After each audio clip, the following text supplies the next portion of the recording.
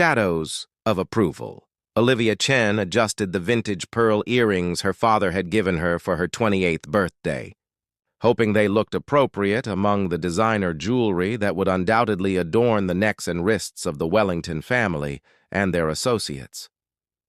The earrings weren't expensive, but they carried something more valuable: history and love. "You look beautiful, kiddo," Thomas Chen said, straightening his tie in the mirror beside her. At 62, his hair had gone completely silver, but his eyes still sparkled with the same curiosity that had made him beloved by generations of high school literature students. "You don't think the dress is too simple?" Olivia asked, smoothing the emerald green silk that she'd saved 3 months of photography commissions to afford. "It's perfect," Thomas assured her. "Besides, Marcus didn't fall for your clothes, he fell for the woman wearing them." Olivia wasn't so certain. After 10 months of dating, she still felt the subtle evaluations whenever Marcus introduced her to people in his circle, the quick up-and-down glances, the slightly raised eyebrows when she mentioned growing up in a suburban neighborhood instead of a private estate. The taxi arrived at 7 o'clock sharp. Thomas had insisted on bringing a bottle of wine, nothing extravagant, but a decent vintage he'd been saving for a special occasion. He cradled it carefully as they rode toward the Wellington estate in comfortable silence, both lost in their own thoughts. "Just be yourself," Olivia said finally, squeezing her father's hand. "They'll love you," Thomas smiled. "I've spent 30 years teaching teenagers about Shakespeare and Hemingway. I think I can handle one dinner conversation." But as they pulled through the wrought iron gates of Wellington Manor, Olivia felt her stomach tighten. The house, if such a modest word could be applied to the sprawling Georgian mansion, rose from perfectly manicured grounds, its windows glowing with warm light that somehow still felt cold and imposing. Marcus greeted them at the door, devastatingly handsome in a tailored navy suit. His dark blonde hair was swept back from his forehead, his jawline sharp enough to cut glass. When he kissed Olivia, his cologne wrapped around her like an expensive embrace. "You must be Thomas," Marcus said, extending his hand. "Olivia talks about you constantly." "All good things, I hope," Thomas replied with an easy smile. Marcus led them through the house, introducing them to a blur of family members who all seemed to have perfect teeth and impeccable posture. His mother, Eleanor Wellington, accepted Thomas's wine with a practiced smile that never quite reached her eyes. "How thoughtful," she said, handing it immediately to a passing server who whisked it away. Olivia never saw it again. During the appetizer course, a delicate arrangement of scallops that Thomas carefully navigated with his silverware, the conversation remained politely superficial. Marcus's father, Richard, dominated with anecdotes about his latest golf trip to Pebble Beach, while his sister Vivienne occasionally interjected with comments about her recent shopping expedition to Milan. It wasn't until the main course that Thomas, perhaps feeling overlooked, began sharing a story about Olivia's first photography exhibition in college. "She transformed our garage into a darkroom," Thomas said, his eyes bright with pride. "Saved up from her waitressing job for months to buy equipment. I'd find her there at 2 in the morning, perfecting a single print." "Dad," Olivia protested gently, but she was smiling. "No, it's wonderful," Eleanor said, though her tone suggested otherwise. "Such resourcefulness." "It certainly explains Olivia's unique perspective," Richard added, "though I've always believed formal training is essential for proper artistic development." Thomas nodded politely. Well, what Olivia lacked in resources, she made up for in determination. I remember her high school photography teacher said, "I'm sure we don't need the detailed history of Olivia's humble beginnings," Marcus interrupted, his voice smooth but edged with something sharp. He turned to his mother. "Olivia's work was featured in Harper's last month. Did I mention that?" Thomas fell silent, his fork pausing midway to his mouth. The conversation moved on, flowing around him like water around a stone. But Olivia noticed how her father's contributions grew fewer, and his smile became fixed. When he accidentally clinked his dessert spoon against the crystal dish too loudly, Marcus glanced at him and muttered, just loudly enough for their end of the table to hear. I suppose table etiquette wasn't a priority in public school teaching. A subtle hush fell over their section of the table. Thomas's cheeks flushed, but he said nothing, carefully placing his spoon down with deliberate precision. Olivia felt something inside her crack, a hairline fracture in what she had thought was love. Fractured reflections. The drive home from Wellington Manor passed in uncomfortable silence. Thomas stared out the window, streetlights casting intermittent shadows across his face. Olivia wanted to apologize, though she wasn't sure for what. For Marcus's behavior, for subjecting her father to such coldness, or perhaps for her own silence when it mattered most. "Dad, I'm sorry about tonight," she finally said, as the taxi turned onto their familiar street. Thomas shook his head. "You have nothing to apologize for, Olivia. Marcus was completely out of line. I don't know what got into him." Her father turned to her, his expression gentle but serious. "I think you do know. He showed you exactly who he is tonight." Olivia couldn't meet his eyes. Deep down, she recognized the truth in his words. Marcus's comment wasn't a momentary slip. It was a glimpse behind the carefully cultivated charm she'd fallen for. Back in her apartment later that night, she waited for Marcus's call. When it finally came, his voice carried none of the remorse she'd hoped for. "Your father's a nice man, but clearly uncomfortable in those settings," Marcus said, as if diagnosing a minor social ailment. "Perhaps next time we should stick to more casual gatherings." "Next time?" Olivia repeated. "Marcus, you insulted him. I was simply making an observation." "Don't be so sensitive, darling." The conversation ended with a stalemate, Marcus refusing to acknowledge any wrongdoing, and Olivia unable to articulate the depth of her disappointment. She slept poorly, waking to a text from Marcus about an upcoming charity auction as if nothing had happened. For the next week, Olivia went through the motions of their relationship, but something had shifted. She began noticing patterns she'd previously overlooked. How Marcus subtly criticized her clothes, her friends, her career choices. How he presented these criticisms as helpful advice. How he spoke about people he considered beneath his social standing. On Friday afternoon, seeking escape, she visited her favorite coffee shop to edit photos from a recent assignment. The familiar surroundings soothed her, the scent of coffee and the soft murmur of conversations creating a comforting backdrop. Olivia Chen?" She looked up to see Rajan Mehta, his warm brown eyes widening with recognition. They'd met 3 years earlier while working on a climate change documentary. She as a photographer, he as the director. Their collaboration had sparked a friendship that faded only when her relationship with Marcus began consuming more of her time. "Rajan, what are you doing in this part of town?" "Just finished a meeting with PBS about my new series," he said, gesturing to his laptop. "Mind if I join you?" As they caught up, Olivia felt something loosen in her chest, the constant tension she hadn't even realized she'd been carrying. Rajan listened attentively as she described her recent projects, asking thoughtful questions without judgment. When she mentioned a struggling artist whose work she admired, Rajan immediately offered to introduce them to a gallery owner he knew. "That's incredibly kind of you," she said, surprised by his generosity. Rajan shrugged. "That's what communities are for, right? We lift each other up." The contrast with Marcus's competitive worldview couldn't have been starker. Where Marcus saw connections as leverage, Rajan saw them as bridges. When their conversation shifted to personal matters, Olivia found herself revealing the disastrous dinner at Wellington Manor. Rajan's expression darkened. "I'm sorry that happened to your dad. He sounds like an amazing person." "He is," Olivia said. "Marcus just doesn't see it. Or doesn't want to," Rajan added carefully. After a moment's hesitation, he continued. "I don't want to overstep, but Marcus Wellington has a reputation in certain circles." "What kind of reputation?"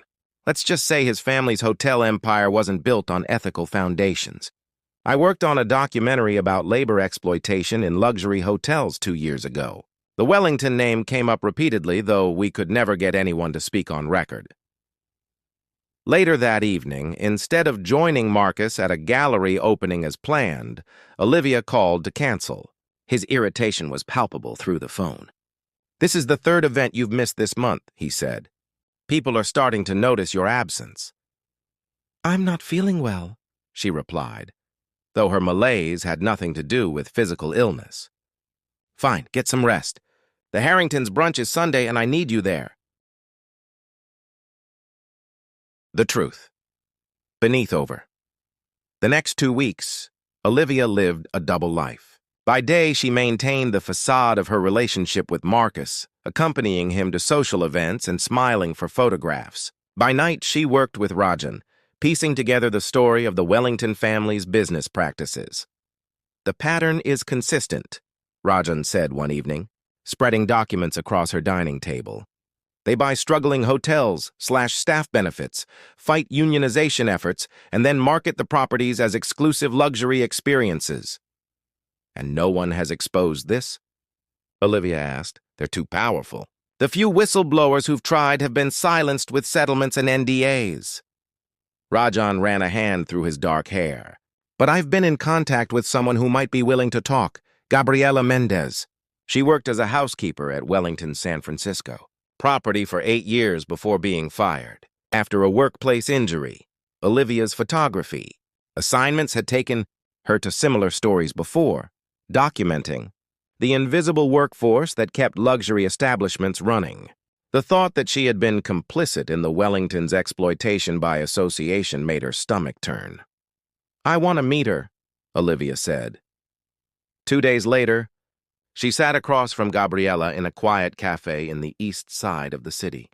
The woman's hands, prematurely aged from years of harsh cleaning chemicals, trembled slightly as she described her experience.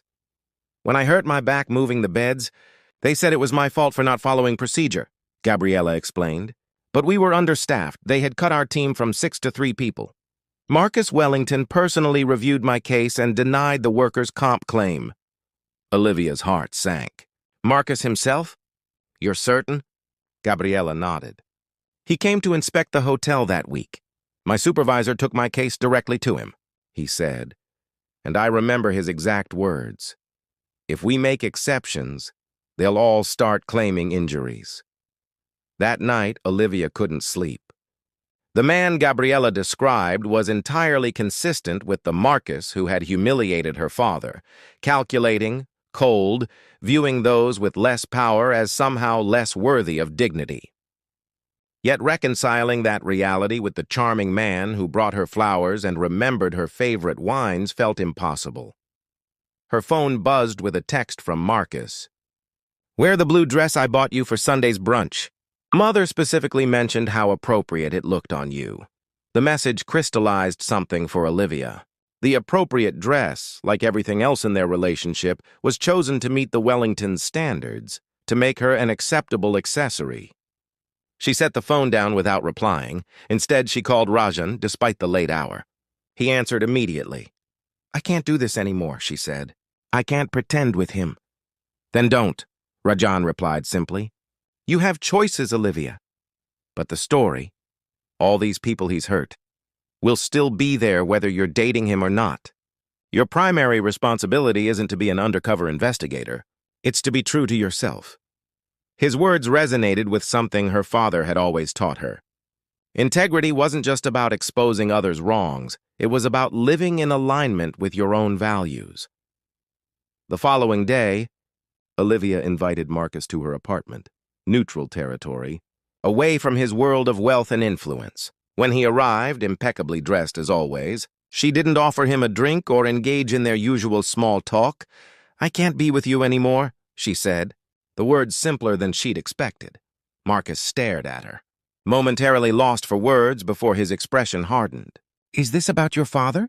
"I told you," he clearly misunderstood. "No, Marcus. This is about you and me, and who we truly are." "And who am I exactly?" he asked, his voice dangerously quiet. Olivia considered mentioning Gabriela, the documents, everything she'd learned. Instead, she simply said, "Someone who sees people as either useful or irrelevant. I can't live in that world anymore." His laugh was cold, so dramatic. "This is how the real world works, Olivia. Everyone uses everyone. I've done more for your career in 10 months than you could have accomplished in years on your own." "Perhaps," she acknowledged. "But at what cost?" After he left, slamming the door behind him, Olivia expected to feel grief or fear. Instead, she felt strangely light, as if she'd set down a heavy burden she hadn't realized she was carrying. Her phone rang. "It was Rajan. How did it go?" he asked. "It's over," she replied. "But there's something else I need to do." Part 4, Unveiled. Wellington Foundation's annual award ceremony was the social event of the season, a carefully orchestrated display of philanthropy that generated favorable press and opened political doors. Olivia had attended last year as Marcus's date, dazzled by the glamour and seeming generosity. This year, she arrived with a different purpose and a different companion, her father, Thomas, who had agreed to come despite his misgivings. "Are you sure about this?" he asked as they approached the entrance to the Grand Meridian Hotel, the Wellington's flagship property. Olivia squeezed his hand. "I'm not doing this for revenge, Dad. There are people who deserve to have their stories heard." Inside, the ballroom glittered with crystal chandeliers and the flash of diamonds. Olivia recognized many faces from her months in Marcus's world. Politicians, celebrities, old money families who comprised the city's social elite. Marcus himself stood near the stage with his parents, charming a group of potential donors. When he spotted Olivia, his expression flickered between surprise and anger before settling into cool indifference. He whispered something to his mother, who glanced over with narrowed eyes. "Olivia Chen," came a voice from behind her. "I didn't expect to see you here." She turned to find Vivian Wellington, Marcus's sister, regarding her with curious scrutiny. "The foundation does important work," Olivia replied evenly. "I wanted to support it." Vivian's perfect eyebrow arched. "How magnanimous of you. My brother is quite recovered from your departure, in case you were wondering." "I wasn't," Olivia said, "but I am curious about something else. Did you know about the housekeepers at your San Francisco hotel who were denied workers' compensation? Or the maintenance staff in Chicago who were threatened with deportation when they tried to unionize?" Vivian's smile faltered. "I don't involve myself in operational matters." "Convenient," Olivia observed.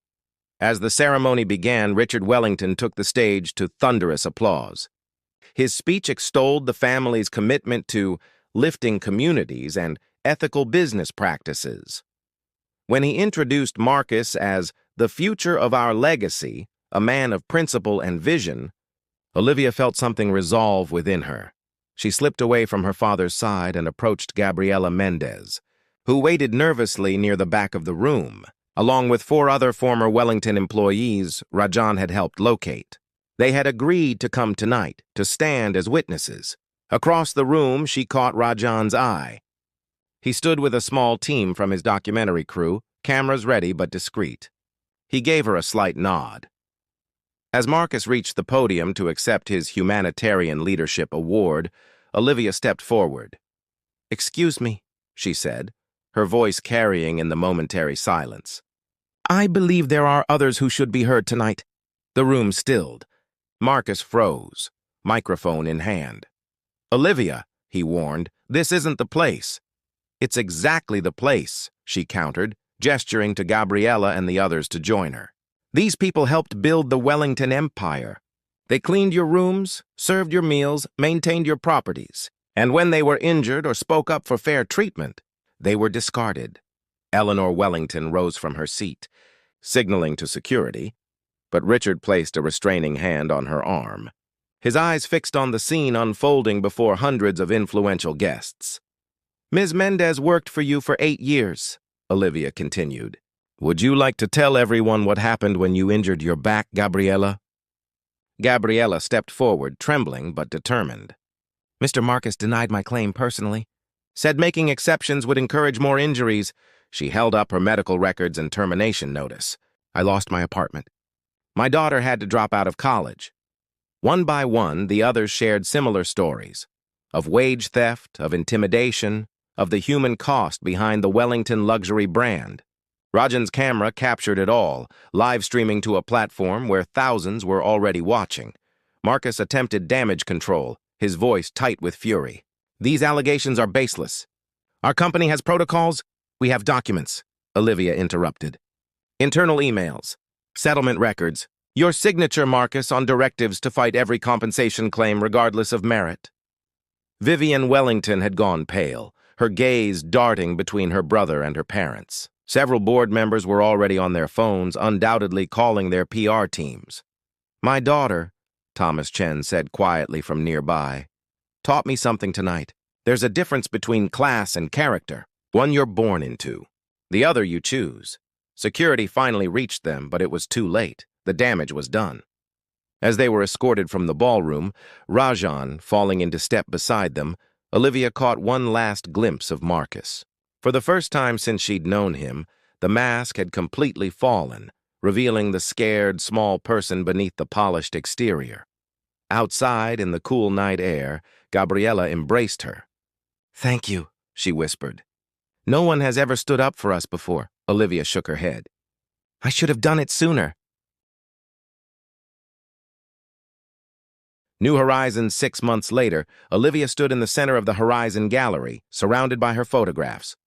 The exhibition, titled Invisible Hands, featured portraits of service workers from across the city, hotel housekeepers, restaurant dishwashers, delivery drivers, nursing home aides, their dignity and humanity captured in stark black and white. The Wellington scandal had indeed proven impossible to contain. Rajan's documentary, expanded to include dozens more testimonies that emerged after that night, had premiered at a major film festival to critical acclaim. The Wellington hotels faced lawsuits, boycotts, and a federal investigation into labor practices. Marcus had been quietly removed from his leadership position, though Olivia had heard rumors that Vivian was implementing genuine reforms. None of that was her concern anymore. Her focus had shifted to using her photography to illuminate overlooked stories, not out of vengeance or activism, but simply because she now understood it was her truest purpose. "Quite a turnout," Thomas remarked, appearing at her side with 2 glasses of champagne. He had insisted on bartending for the opening, refusing to hire someone else to do what a father should do at his daughter's big night. Olivia smiled, taking in the diverse crowd, fellow artists, critics, and most importantly, many of her subjects, who had brought their families to see themselves portrayed with the reverence usually reserved for the wealthy and powerful. "I wasn't sure anyone would come," she admitted. Thomas scoffed gently. "False modesty doesn't suit you. These are remarkable photographs." He was right. The exhibition had already received glowing reviews, and several museums had expressed interest in acquiring pieces. More importantly, she had established a scholarship fund using a portion of the proceeds, dedicated to supporting the education of service workers' children. "Have you seen Rajan?" she asked, searching the crowd. Thomas pointed toward the entrance with a knowing smile. "Just arrived. Looking particularly well-dressed, I might add." Rajan was making his way through the gallery, stopping to admire each photograph. When he reached the centerpiece, a triptych featuring Gabriela Mendez and her daughter at work, at home, and at the younger woman's community college graduation, he lingered, absorbing the details. Olivia approached quietly, watching him. In the months following the Wellington confrontation, their friendship had deepened into something more complex and tender. They had taken things slowly, both aware of the importance of building something authentic. "What do you think?" she asked, joining him before the photographs. "Extraordinary," Rajan replied, his eyes meeting hers. "You've captured something essential here. The dignity of work, the connections between people. I had good teachers," she said, thinking of her father, of Gabriela, and yes, even of Marcus, whose absence from her life had created space for genuine growth. Rajan took her hand, his touch warm and familiar. "I brought something for you," he said, producing a small, wrapped package. "Open it later when it's quiet." The remainder of the evening passed in a blur of congratulations and conversations. Art critics praised her unflinching humanity, while Gabriela's daughter tearfully thanked her for showing her mother as the strong, resilient woman the family had always known her to be. Hours later, when the gallery had emptied and Thomas had gone home with promises to help clean up tomorrow, Olivia and Rajan sat on a bench in the center of the room, surrounded by the photographs. "Now?" she asked, holding up the still unwrapped package. Rajan nodded, suddenly looking nervous. Inside was a simple leather-bound journal. Opening it, she found pages filled with Rajan's handwriting, observations, reflections, moments from their time together. "I started writing this the day we reconnected at the coffee shop," he explained. "I didn't know then what would happen between us. I just knew I wanted to document the journey." Olivia turned to the final entry. Dated that morning, "Love isn't about grand gestures or social advancement. It's about seeing someone clearly, respecting their origins, and growing together toward something better. You taught me that, Olivia. You've shown me what courage looks like, not in confronting others, but in confronting yourself and your own choices. Whatever comes next for us, I want you to have this record of how I've seen you all along. As extraordinary, just as you are." Olivia closed the journal, tears threatening. "Thank you for seeing me," she whispered. "Thank you for being worth seeing," he replied simply. Outside the gallery windows, the city lights glimmered.